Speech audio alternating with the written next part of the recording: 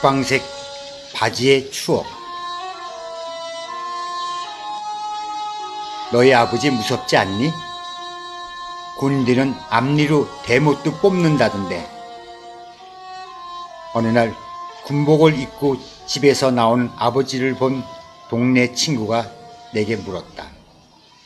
하도 당황하고 어이가 없어 친구를 빤히 쳐다보다가 나중에는 웃음보가 터졌다. 누가 그래? 우리 아버지는 이루 못 뽑은 적 한 번도 없는데?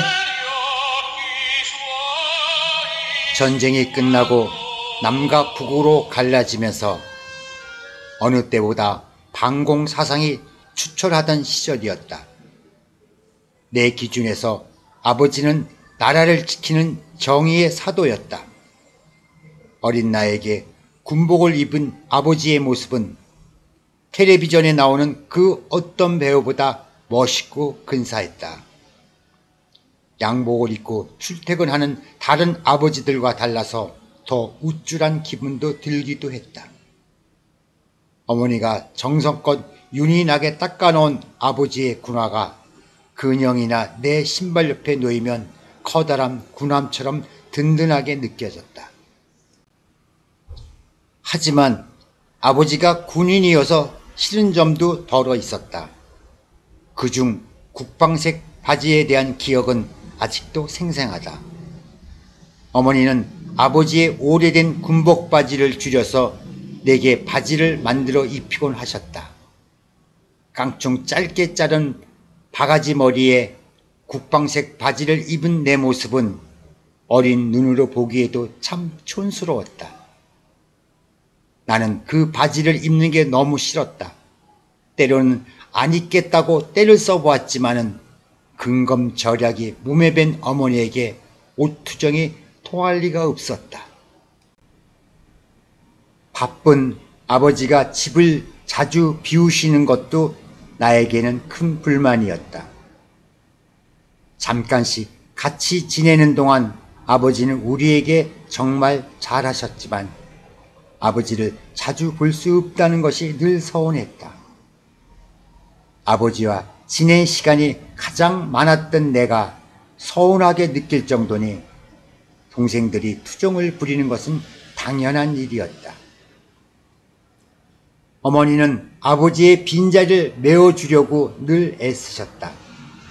아버지가 왜 멀리 떨어져 계셔야 하는지, 아버지가 우리를 얼마나 사랑하는지, 연애 시절 아버지가 얼마나 부드러운 분이셨는지 틈날 때마다 말씀해 주시곤 하셨다. 어머니는 우리가 아버지를 그리워할 때면 편지를 쓰게 하셨고 아버지의 답장을 잠자리 머리맡에서 읽어주며 마치 우리가 아버지 옆에서 잠드는 듯한 기분을 들게 하셨다. 내가 기억하는 어머니는 아침부터 밤까지 쉴 틈 없이 움직이시는 분이셨다. 학교에서 돌아오면 고구마나 티각 같은 간식거리를 준비해 놓으셨다가 손에 쥐어주셨고 겨울에는 손뜨개를 해서 털모자와 털목도리, 털장갑 등을 만들어 주셨다. 나는 어머니가 주무시는 모습을 본 기억이 거의 없다. 가끔 늦은 밤에 물을 마시러 거실로 나가면 어머니는 주무시지 않고 무언가를 열심히 적고 계셨다. 가계부를 정리하거나 멀리 군에 있는 아버지에게 보낸 안부의 편지를 쓰고 계셨다.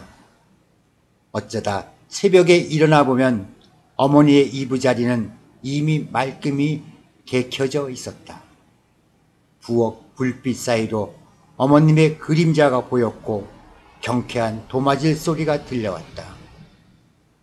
고개를 돌려 시계를 확인하면 어김없이 새벽 5시였다. 겨울이면 고약한 냄새가 난다고 우리가 싫어하던 메주를 아랫목에 띄우셨고 가을볕에는 고추와 우거지를 말리셨다.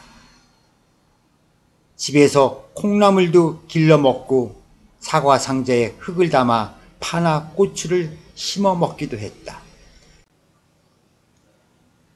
아버지가 집을 자주 비우시니 장롱 문짝이 삐걱거리는 것도 어머니가 직접 고치셨고, 미닫이 문이 빡빡해 잘 여닫히지 않을 때는 문설주에 초를 발라 해결하셨다.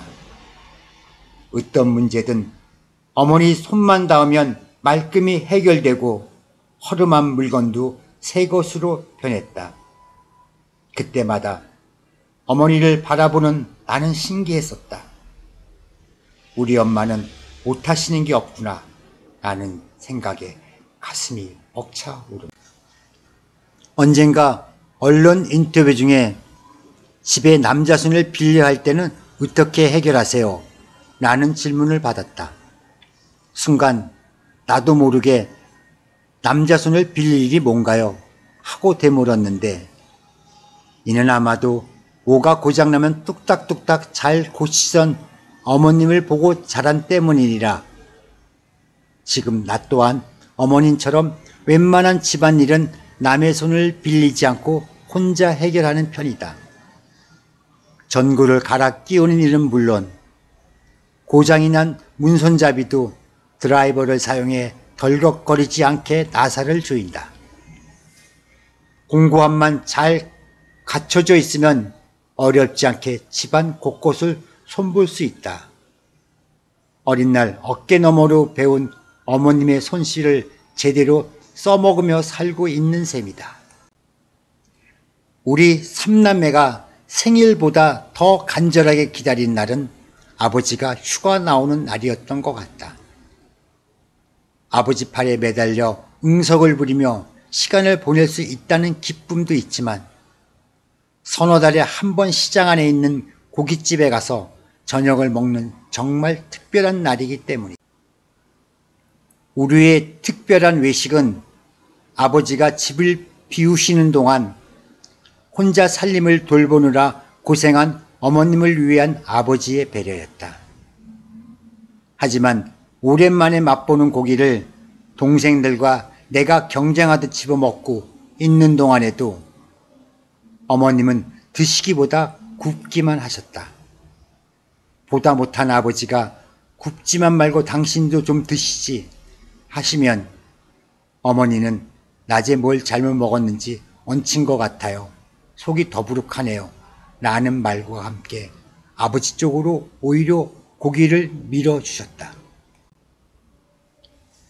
외식할 때마다 고기에 손을 대지 않는 어머니를 보면서 철부지 어린 나는 아마도 어머니가 고기를 싫어하시거나 외식을 싫어하시나 보다고 생각하며 마냥 행복하게 외식을 즐겼다.